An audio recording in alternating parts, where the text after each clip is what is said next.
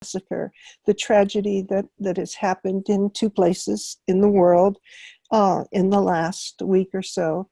And it's an opportunity for us to really, I think, bring a little light of hope into all of our lives.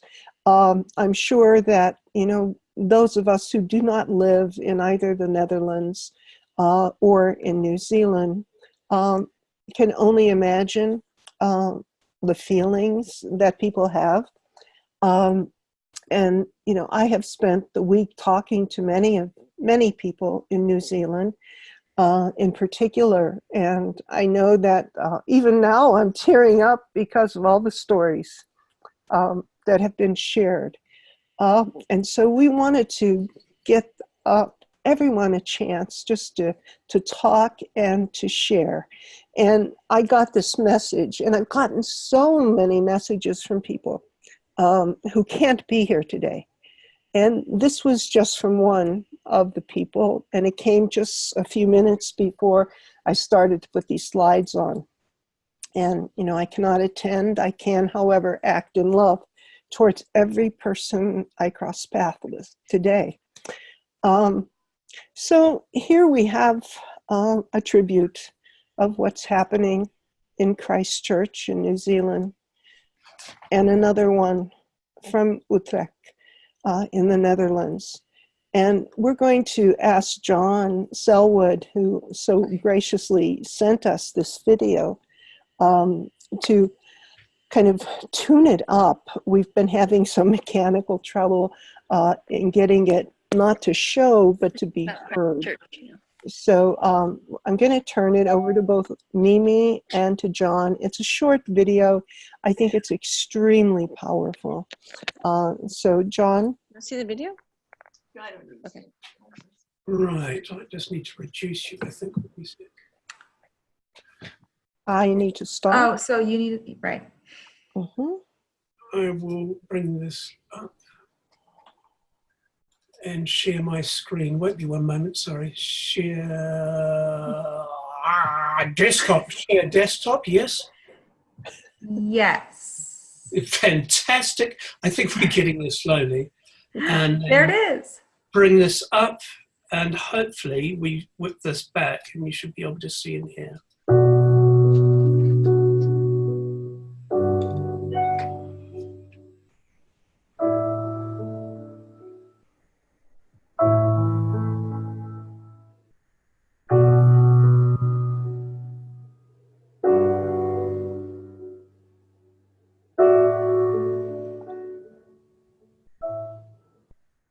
When the heart is cut or cracked, broken, don't clutch it.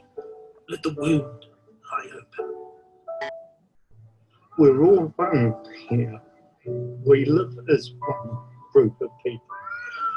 And this is going to affect a lot of people right through the country, making them scared of something they shouldn't be.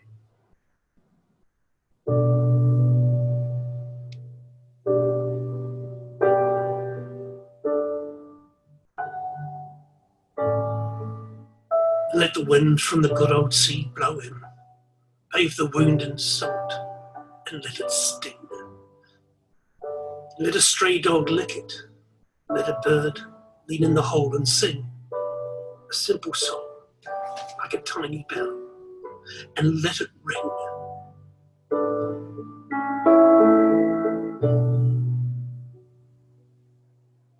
Just witnessing the floral tributes. They're an expression of love and humanity. So the expression, the powerful expression of humanity all around the world is my sense of hope.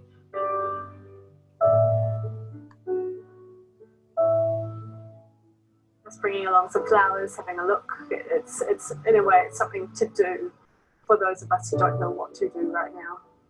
Like you say, in a way that turns to hope.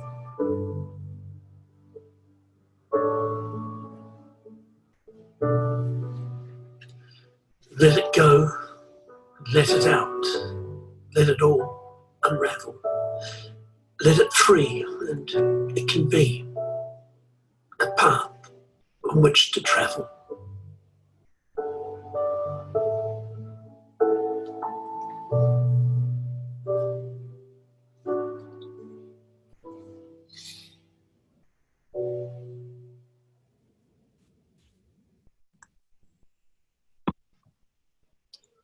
So John, if you would release us from your screen. Cool, there we go. Thank you. And Thea, I'm going to turn it over to you. Everyone, this is Thea LaGrue, and if you were listening in prior to our starting, you know that I keep calling her Cynthia, and she's asked me today, after many years now, to call her Thea, and I'm so very confused. But nonetheless, she is a part of our charter family, and she is a Edmund Hillary Fellow, and so has a close relationship to New Zealand, and she wanted to be a part of today's offering. So Thea? Hi everybody, and thanks for coming together as we join our hearts for They Are Us kind of open webinar. And you know, as a little bit of context here, just my experience with New Zealand and Edmund Hillary Fellowship has just been so life-changing and profound, and I've after many visits to New Zealand have just fallen in love with the country and the people. And so after last week's events, I was really shaken to my core. There was something about this particular event that was just too painfully raw and different. There was like an innocence that was lost in a deep violation of a nation's noble and upright intentions. So I was sensing this deep collective trauma for the families affected, for the city of Christchurch, for the country and the world. And so I shared this at this week's charter weekly meeting and asked the question, why not gather people in the charter community to send a virtual love letter to New Zealand telling them that we stand in solidarity and that we're happy to share and serve as we can. And so the next thing I know, it's set into motion, and here we are. So we also talked about a poem by Warson Shine, and which reads, "Later that night, I held the atlas in my lap and ran my fingers across the whole world and whispered, 'Where does it hurt?' And it answered, 'Everywhere, everywhere, everywhere.'" So our globally connected world is a double-edged sword. If hate is becoming systemically organized, then so must love and compassion. We must rise. The word resolve keeps coming up for me, and moving forward, you know, even when carrying grief and wounds, it's part of the planetary metamorphic process. So we want to hear from the collective heart of compassion and your place in the atlas, and how can we stand in solidarity, love better, and be better in the change in the world together. So just want to hear from you. I think that one thing we can say is if you raise your hand, we'll put your mic on, but you can do that yourself as well.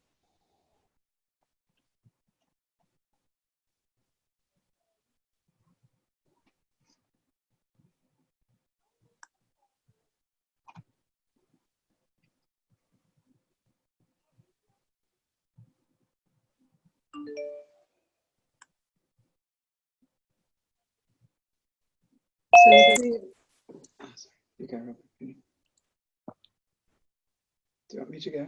Sure, Lynn, go ahead.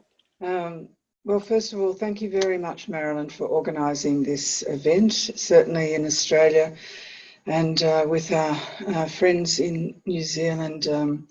It really has rocked people. I think that New Zealand, you know, is seen as very peaceful, beautiful country, and this won't change it. I think for me, one of the things that have come out of this is the wonderful leadership of Jacinda Ardern, and how we take some of those learnings and distribute them as compassionate leadership, capture and say these are some of the essence of what compassionate leadership looks like. I think it's wonderful. Thea, I just didn't quite, with the atlas, what are you asking us to comment on? Sorry if I missed that. Sure, that was in reference to a poem that came up in the meeting. It kind of, evoked memory of a poem, and the poem read, later in the night, I held the atlas in my lap and ran through the world. Yes. And so I think a lot of us just represent a time and a place on the atlas, and the atlas is, in the poem, the atlas was kind of speaking, it's like, it's hurting here, it's hurting there, it's hurting everywhere. And so I think that's part of, what this conversation is about. It's like, there's a collective grief that's happening, and it's part of this kind of metamorphic process, and something greater is being birthed, but the process isn't always easy. So I think, that's just something to consider when we're. All right, good. Yeah, good. So I suppose then that's the same. Yeah, for me, perhaps if we start to sort of say, what does compassionate global leadership look like? Because I know Jacinda Ardern has actually called for that, for people to start considering that. And there's, of course, groups in the UK, Compassionate in Politics, but there's a whole mindfulness in politics and process as well. But certainly leadership I would put on the table. Thank you.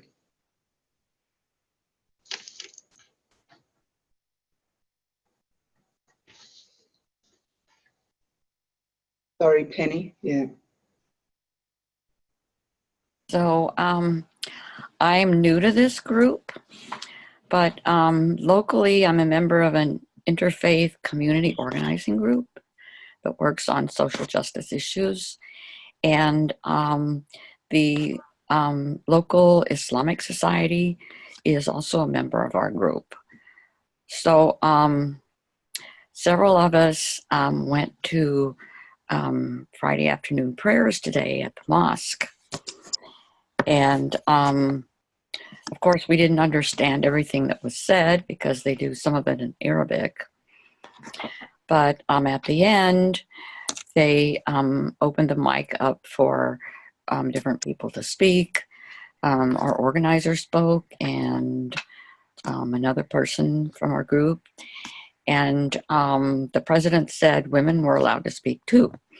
So I just shared my sense with the group that I feel like the world is kind of broken, and that it's been broken for some time. And I'm not sure how much of it we can fix, but I do believe if we work together, we can fix some things. Afterwards, they shared some snacks with us and expressed their gratitude that we were there. They appreciated our presence being there, knowing that we were in solidarity and that we cared. And I know a few of them, but not well. But going forward, I'm going to work with one of the women to try to get together with other Muslim women and form better relationships, because I think that's what is key to our making peace and being able to fix some things is through our relationships. Thank you, Penny. Penny, where are you from geographically? Well, I'm in Appleton, Wisconsin. Okay, thank you, Penny.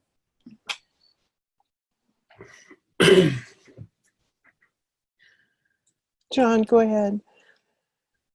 I was just wanting to thank Penny for that, because you may not have seen, but one of the, I think, most powerful visions of hope to come out of this was actually yesterday when the imam from the mosque delivered what would be the Friday sermon, I guess, in my language, on behalf of everyone who was impacted. So the lens and the language was from the side of those most heavily impacted, not those looking on, but those who are at the centre.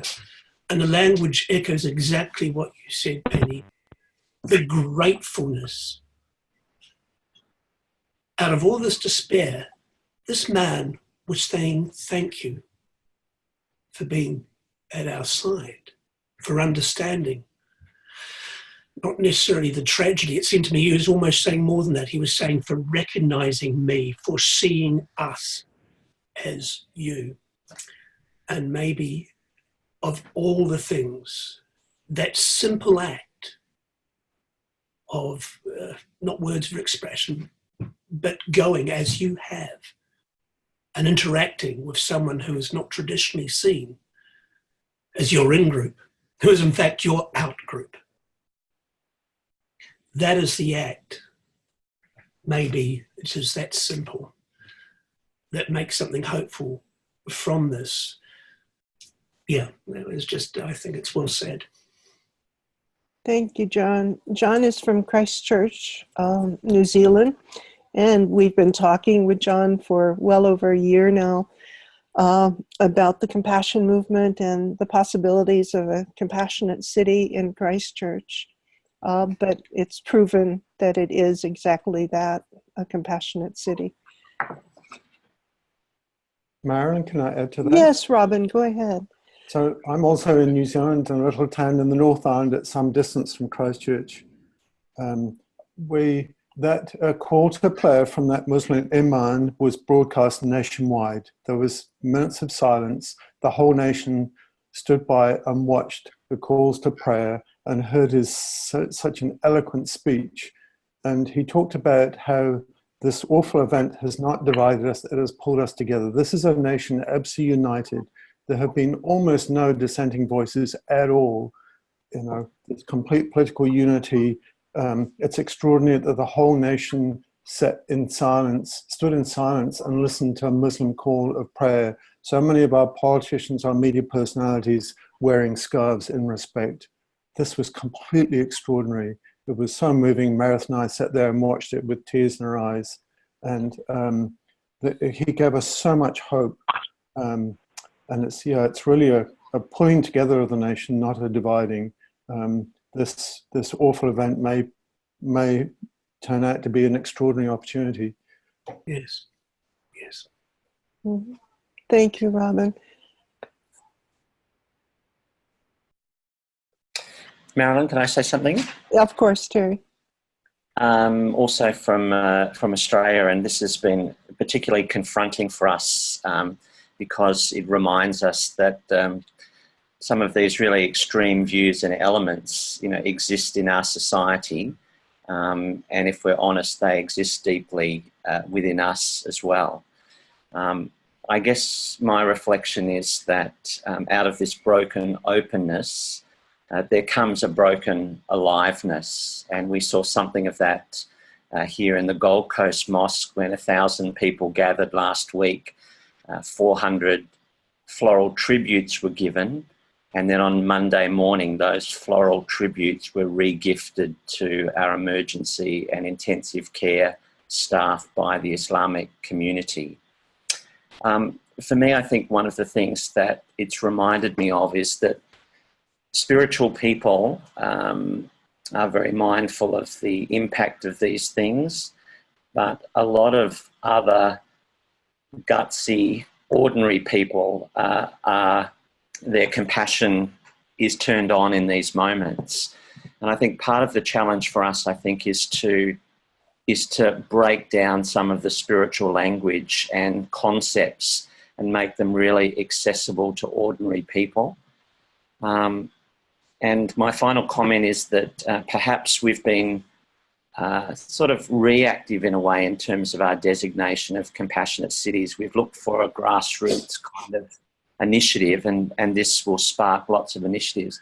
But I wonder, Marilyn, whether this might be an opportunity for the Charter to defer on the city of Christchurch or the nation of New Zealand the designation on behalf of the charter of being a compassionate city or a compassionate nation as a way of inviting them, you know, honouring what they do and inviting them to join the global movement and to provide global leadership in that. Can I just comment on that? That is seriously, absolutely. If you'd read my mind, nah, this is the opportunity, because the expression of compassion is absolutely there. It is everything that you're trying to say. And to ask, this is what I found with the Christchurch, the city thing, we need to become a city of compassion. It bloody became a city of compassion in a way that just went beyond what one, it was the best of who we can be. It was a given moment, acknowledging that, but then perhaps a thread woven in to sustain that beyond the moment. That is always a difficulty.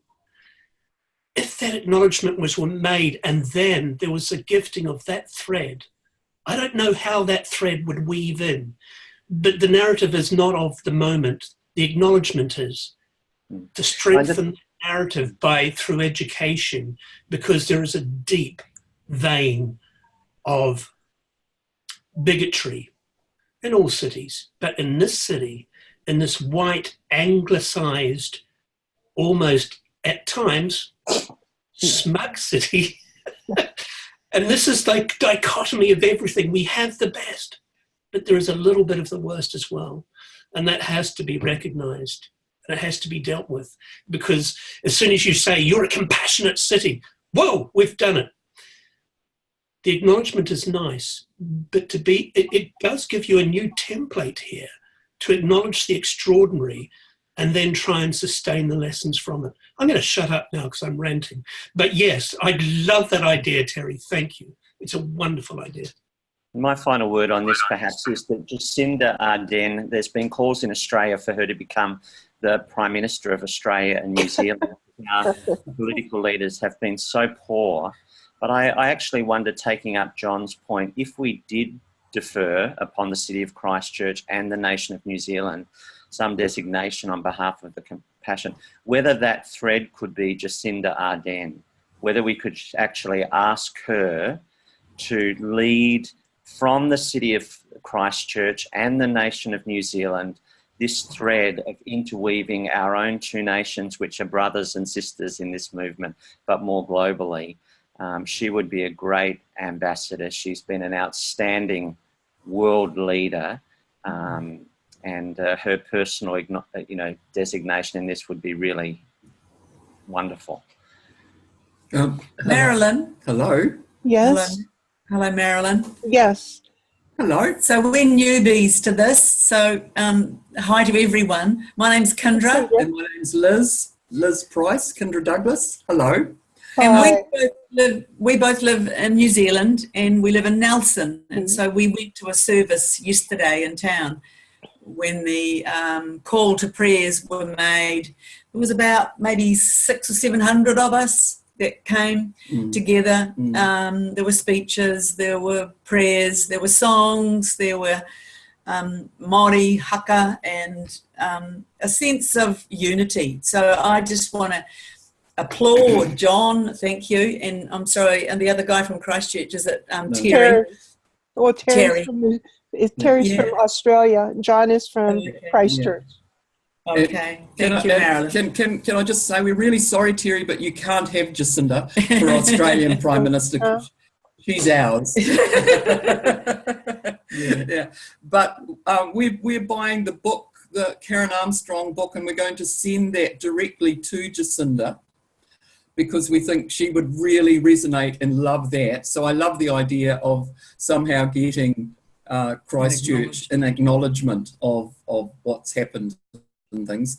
One of the lovely things yesterday was one of the Christian people got up and said, you really encourage me to pray more.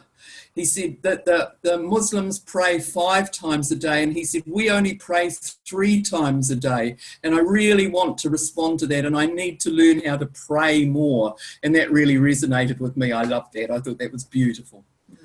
So Well, hello everybody, it's lovely to see you all and I really look forward to getting to know you. that's wonderful. And, you know, I just want to respond to Terry and John, and to say we will put in motion your recommendations, not to have Jacinda be the new Prime Minister of Australia, but to recognize Christchurch as a compassionate city, and certainly to look to Jacinda to accept being a compassionate country on behalf of New Zealand. So Kendra, I wanted to ask you if you would share the story that you shared with me earlier this week about the assembly, where you talked about Jacinda coming to the school where one of the young students had been killed, and her speech and what happened there. Sure. We were watching the news the other night, and it was the two Syrian, well, it's a family of Syrians, and the father and the older brother of the two boys were both killed. And they were the first ones to be taken to be buried. And this is like maybe Thursday, and so almost a week had passed. But of course, you know, processing all of those people had taken such a time. So they were quite symbolic, being the first. And so they did the burial in Christchurch. And then we saw Jacinda go to Cashmere High School, which is a big high school in Christchurch, where this boy had been a student. And many of them had come to the funeral service. And so Jacinda said she wanted to be there and be acknowledging of his place in the school. She said, you know, she spoke briefly to the whole assembly, and then she said, let's just open it to questions. And the first person that stood up was a 15-year-old girl who said to Jacinda, how are you? Because we've been watching her every day, speaking kindness, speaking compassion, and being there with the Muslim families, with anybody and everybody that she could be with. She just the whole week, I think, she's been in and out of the hospitals, you know, and she wore her scarf. And of course, her response was an immediately personal one, because she doesn't play this political role. You know, she's just herself. She's the person she is in a political situation. And all she said in response to the question is, I'm just deeply sad. I'm so sad. I'm just so sad. And, you know, it's in that moment of just recognising each other's humanity.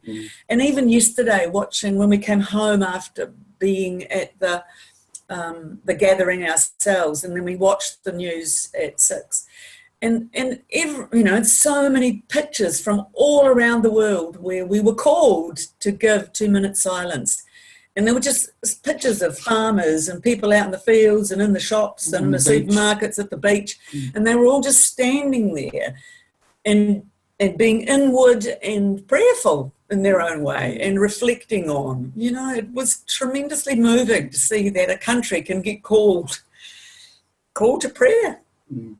So yeah, it's a very moving process, and I think, like John said, you know, this is a huge opportunity for us to come together and stay together and talk golden rule, talk compassion. Is that? That's the story. Yes, thank you.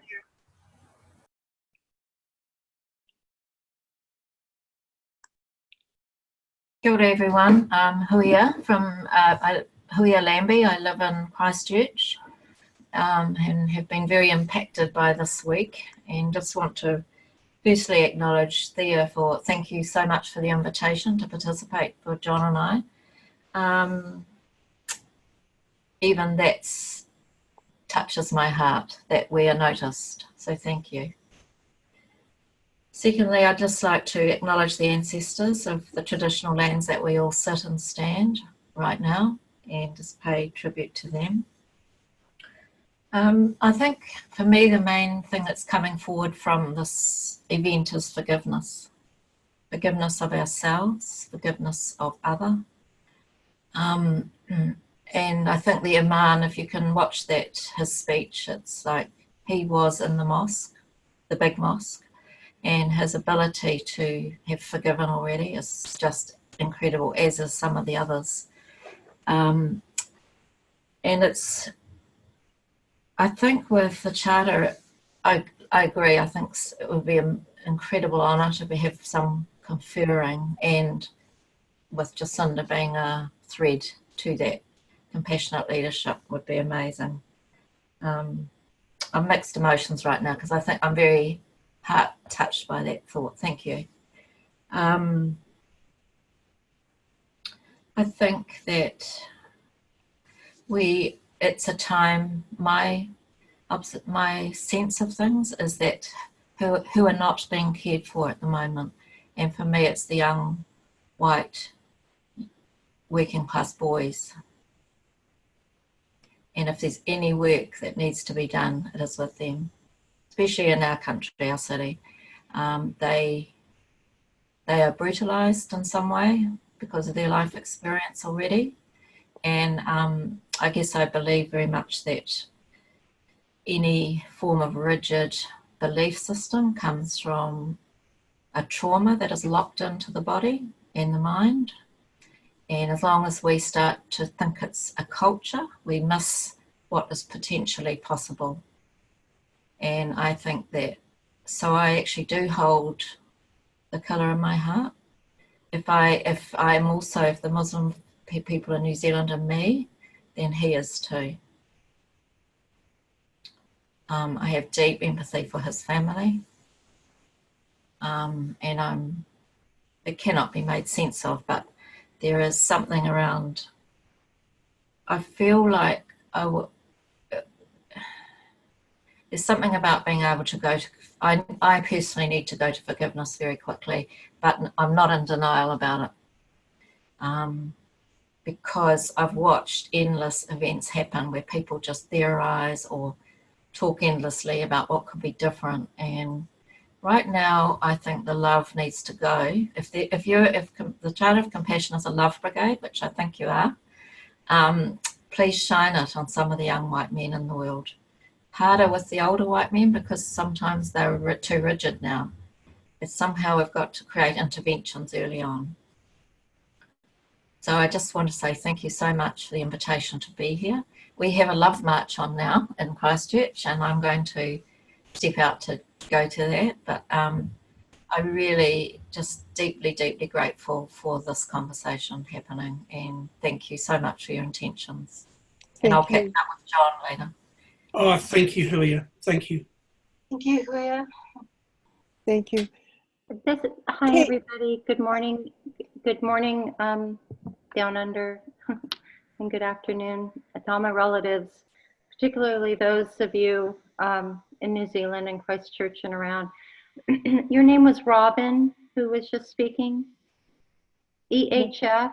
What was the name of the woman? I didn't get her name. John.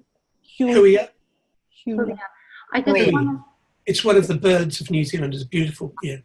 Oh, somebody type that for me, would you? It sounds like a beautiful name. I want to get it right. I just want to thank you, all of you who are in the midst of all of this right now, and thank you, Thea, for pointing out this collective trauma that we're in, and Penny for bringing up and sparking in me and reminding me of the power of community. All of you have spoken to this, but particularly I've heard about connecting heart to heart, connecting in small community. And, Thich Nhat Hanh said the Vatsavita is going to come in the form of community. And aren't we learning that to be true? And isn't that what the Charter for Compassion, or the City and Communities of Compassion model?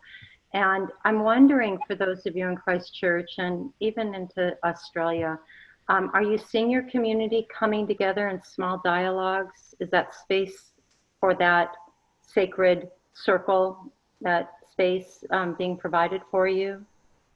Besides a call like this, are you able to meet in small groups? I'm curious to know. I'll just respond to that. Thank you. it's too soon yet. Yes, people are coming together. They're talking a lot, but right now we're just talking about the shock and the horror and the grief. But yes, that's beginning. And I think people outside of Christchurch that I'm talking to are already starting to, I've had calls this morning, people saying, actually, I'm saying things on Facebook that I never say to my friends. And one friend said she's going to get together 3 people to have exactly that conversation. So I think it's a great, and I think if you can help seed that for us, that would be awesome. Well, that's exactly what I'd be willing to offer to do if you need that help. And I'm going to drop my name in the chat window to just in terms of the model and the principles are there, circle principles. And it's up to you to how you facilitate that so it's organic. But I cannot overemphasize the power of that. And having been prompted myself after the events of 9/11, Penny, thank you so much for gathering women. And by the way, I lead the women and girls sector of the charter, so I'm naturally, everything is through the lens of women and girls for me. But gathering the women, for those of you women who are interested in doing that, I really recommend you, and perhaps you're already feeling the call to do that and honor that, because that's what really builds and seeds community, and engage the men too. I knew Terry would be sending me a text saying, what about the men? Yeah, absolutely, the men too. But I just want to thank you, because I did follow that, and it has been quite healing and continues to be to this day, 17 years later, 18 years later. So I just want to bow deeply to you all, and if I can be of any service. And I love Terry's suggestion here about this might be the time to galvanize the continent of compassion. Can I, picking up on that, also suggest that one of the interesting dynamics, and I'm talking very specifically Christchurch here, is that we were formed, the Maori population was colonized. It was anglicized in a soft brutality with a velvet glove. And we wear the glove so we didn't do too much harm, really. But we did. But there's an echo of that in this city, which is part of this recognizing who we are. How do I say this? We have a new bishop of the Anglican Church who has just been ordained. In fact, responding to this crisis was his first real act. And I may be wrong here, you can correct me because you would have seen, there was a joint service which involved the Muslim community and the Anglican Church and Catholic churches. But what really seemed to me to be very obvious was there was no Buddhist. I did not see the Jewish community. I did not, and this interfaith dialogue, I think it's secondary to what we're dealing with, but I think it is also an opportunity for the Charter to reach out to someone within that community, which has a considerable amount of influence in the city because we were based on an Anglican ideal. We are an Anglican city. That is how it is sold traditionally. And that is something that also needs to change. It goes to what Huia is saying as well, about what is predominantly a white male vision of who we are. And that's been shattered. It really has, which is great, but then something needs to fill that void. It's an interesting situation. I'm sorry to take up more airtime here, but John and everyone, the United Religions Initiative is all about grassroots interfaith collaboration and reconciliation. And off the top of my head, I can't be sure if they have cooperation circles, is what they're called, in New Zealand.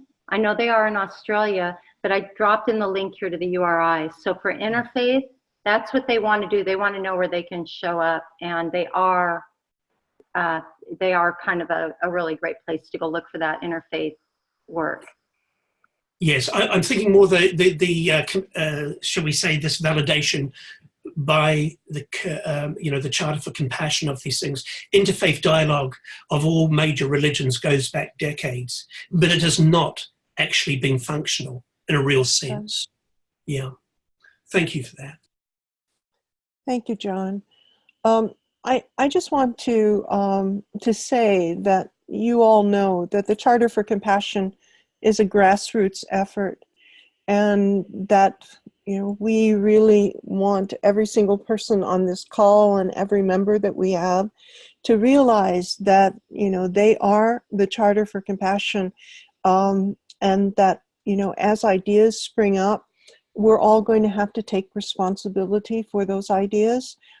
We can do so much from our end, but you are the people who are on the ground, and to a certain extent, we're responding to what you are mentioning to us.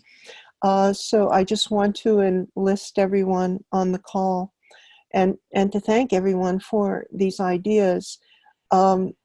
We want to keep going, and Thea, I didn't know if you had some other questions that you wanted, or reflections that you wanted to share.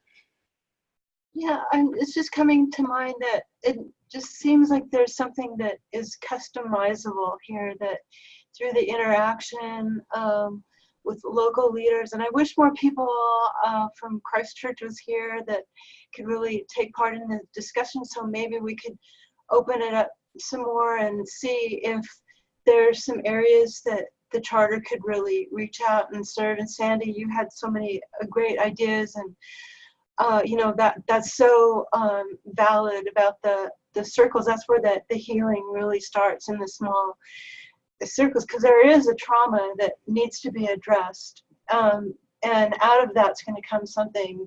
It already is becoming something so amazing and so beautiful. But my sense about New Zealand has always been that it is a leader country on the planet, and I really want to protect that. I want to be part of that, and there's such a beautiful relationship there with the Edmund Hillary Fellowship, and there's something magical going on, and I really want that to continue and grow. And so how do we take how can we look at what needs to be healed and brought forward in a new light?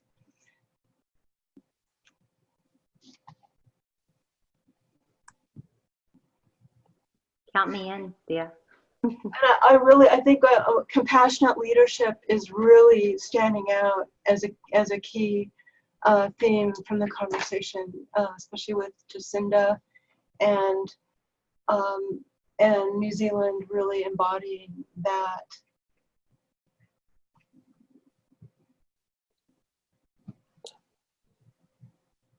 I wanted to share with you and some of the action items that we've been receiving, and I had a message today from Imam Malik Mahujib, who is he's someone who constantly is prodding us into action as the Charter, and he has set up a website, and it's called kiwiheroes.org. And of course, the moment that it arrived, I went to it, and it is a beautiful tribute to the heroes of this massacre that has occurred. And so if you want to visit it, it's kiwiheroes.org. And by the way, if somebody wants to plug in to the chat box these URLs, then you also will have a chance if you open your chat box, that you can recover everything, all the messages that have been going back and forth. So please remember to do that. Another thing that's on the website is for you to have an opportunity, and this is worldwide, to send a message to Jacinda, to add your signature, and to just to have an opportunity to share and let her know about what she's given to the world in the way of compassionate leadership. And Robin, I'm going to let you talk about the this action item because it appears on your Facebook page, and I know that you've moved ahead to share this with people. And as you talk about it, I'm just going to put up the website for people right now. Thank you, Marilyn. Can you give us the screen back, please? I am going to do that, yes. All right, thank you. So my name's Dr. Robin Youngson. I've been campaigning for 15 years to try to bring more humanity and compassion to healthcare. And Meredith, my wife, and I have for many years been visiting Louisville in Kentucky, the model compassionate city in the USA, specifically for that purpose, to connect compassion to healthcare. One of the things we've become aware of around the world is very high rates of burnout, 30 to 50% of all health professionals. In the days after this tragedy, we saw a media conference of a St. John's ambulance officer breaking down and nearly crying, describing the events of lifting bodies over bodies and rivers of blood. And I was just immediately called to action to try to raise support and funding for the many emergency workers, ambulance officers, paramedics, police, fire officers, doctors, nurses, all those who work in the hospital who have been subjected to the most horrific scenes. We had 11 operating theaters operating simultaneously for those with gunshot wounds, including a 4-year-old girl who was bleeding to death. The surgeon who cared for her is himself Muslim. So we've just created this Facebook page. We've got a charity in Christchurch, the Maya Health Foundation, very courageously stepped forward within an hour and agreed to accept funds. We're about to launch a Give a Little campaign. We're asking for therapists from anywhere in the world to offer time online, those locally to offer time and support, to give a gift of their holiday home for a week, to raise money to send a traumatized ambulance officer and his family to a lovely holiday somewhere and just time out to relax. Any offers of kindness of support. And we're gradually building momentum for that. So thank you for your help and support. We have a few minutes left, and I'm hoping that anyone who would still like to speak would do that. And just feel free to open your mic.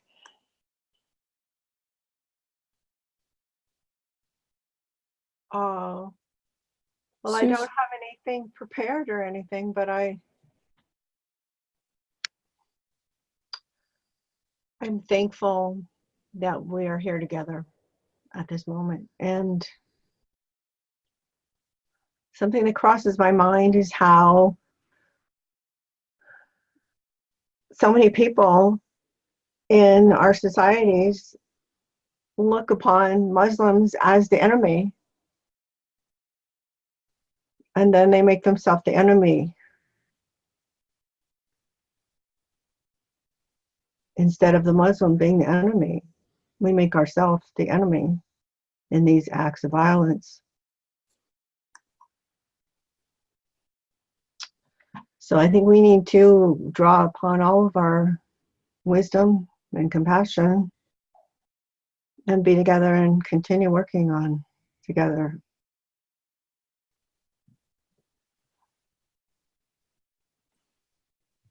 Thank you, Susan. And Susan, can you let people know where you're located? I'm in California. I'm in a rural area that is very conservative, supportive of the current administration. And so, you know, I have to walk lightly here, but I'm working very hard to bring sensitivity to my community. Yeah.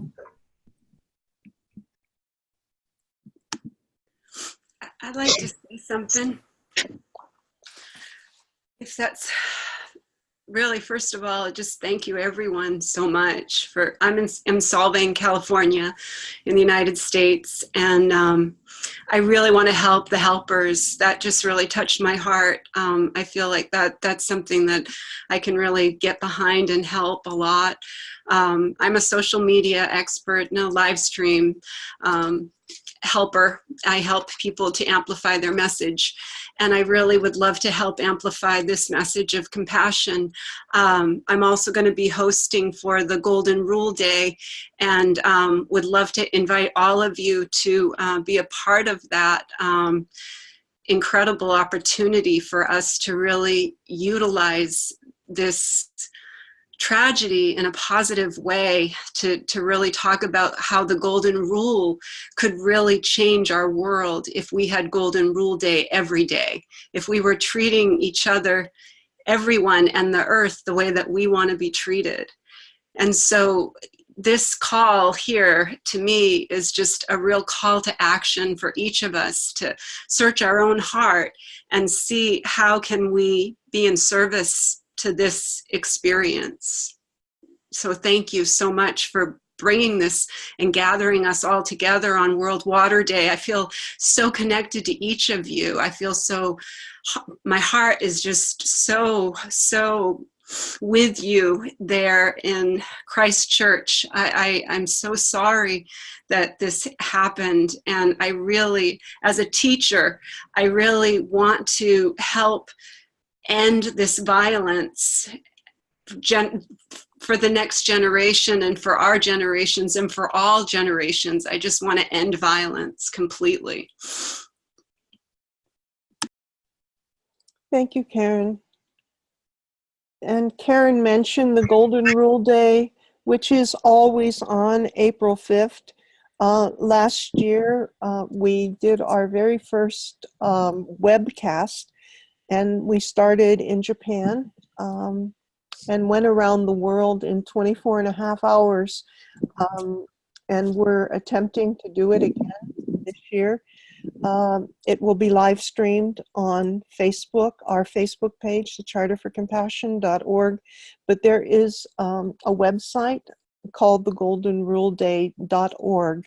And you can see if you have 24 hours or an hour, last year's programs, and we'll have, as I said, live stream both on our website and on the Golden Rule Day.org website.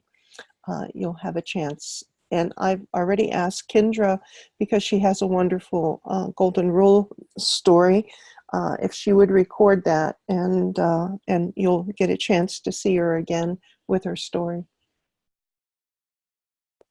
Marilyn, this is Barbara, and I'm seeing someone here who is a young person, younger than a lot of us, and I'm wondering, I'm just going to say, I would like to hear if he has any thoughts that he would like to share. There's no pressure on you, Victor. I don't know if you want to open your mic and say something if you'd like. Hello, everyone. I still have to re-internalize everything. I'm a student, originally from Ukraine. So for me, I'm thinking about like how can we raise compassion and love in the world, and I think it relates to the consciousness and how high is the level of consciousness among humanity. And I think we are coming to the higher level a bit, but still the era of consumerism, it tries to prevent this happening, prevent us from rising consciousness. And I'm thinking currently on how we can make action to raise the consciousness of humanity to the next level. And I think it relates to the revolution of education. I think like the whole system is wrong, and we should. It's the main point we should take action about. And I thought about like we can't do a lot of action. We can't do in terms of changing what education systems in other countries. Like you can't come to Russia and say this is how it should be done. They wouldn't listen. But another approach would be, for me, I think, it's through services that already accumulate people. For example, like Facebook and Google. Think about like if they had a new page where is like education, and it's like open for everyone to educate, and like everyone has access to Google, everyone has access to Facebook. It would be so easier to access this knowledge. So I'm thinking currently about this. Yeah, maybe if I do have some more thoughts. Thank you, Victor. Sorry for putting pressure on you, but your words are really wonderful, and you remind me of there's a French theologian, Jesuit, by the name of Teilhard de Chardin, and he talks about the spiral and how we keep going up and we come to more and more realization as we move forward, but like a spiral, we keep going back, retracing our steps. I know that Barbara is going to ask you to become more involved with the charter. And so if you would drop us a line and let us know your email address, that would be absolutely wonderful. We're almost at the top of the hour, and Thea, I don't know if you want to do a little summation.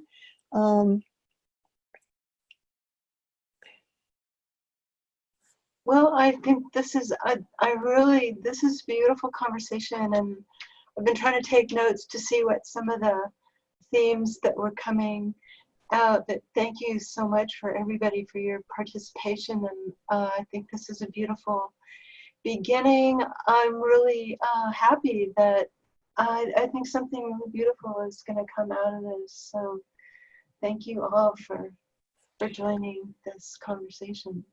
I just want to send my prayers to you guys. I know that everybody says prayers, thoughts, and prayers, but my daughter converted to Islam back when she was younger, and I have two granddaughters now, 5 and 3, who are also Muslim. And I have friends who spread ignorance and hate speech. And I just had to get on one of them the other day about false information that they were putting out there based on right-wing extremist ideals. And I had to tell them that this is how innocent people get killed, and that they are putting the lives of my own children in danger. We have to start with education and ignorance. We have to start with mental health. Compassion is one thing, but we also have to start rewiring people's brains and rewiring the way people think. Scientists show that the plasticity of the brain can be changed. So awareness and education is the beginning, and just staying more powerful than the hate. Thank you, Betsy. I'm with you guys. And my heart, I'm sitting here crying, and I'm watching something that the women and girls, I'm also one of the ambassadors for the Charter for Compassion Women and Girls, and part of our partnership for a Safe and Sacred Now. And I'm watching the City of Joy, and just the, so I'm already emotional, and just listening to everyone here makes it even more so. So my heart's just breaking right now for everybody and all the violence and the hate out there. But we can change this. We just have to be stronger. Thank you for that closing message. And you just reminded me that, you know, the charter has a Charter Education Institute. And if you go to the main page of the website and scroll down just a bit and click on the Institute, you'll see our effort to try and begin that education at a number of different levels, and helping people understand that, you know, compassion is really a hard thing, that it's a hard skill. It's not a soft skill. And it really evokes a lot of our study, our ability to listen, our ability to learn new processes of dialogue and confrontation, and our ability to look at how we can really transform the world. And as you can guess, that's no easy thing. Thank you all for all of your comments, and remember that you can go to the chat box, and on the bottom, on the right-hand side, there's something called More. If you click on that, you'll be able to save all of the links and the comments that people have given today. And be assured that we will do exactly the recommendations that have been made. It might take a few days and a few emails with some of you, but it'll happen. Thank you for being a part of this. Goodbye. Thank you. Bye. Bye.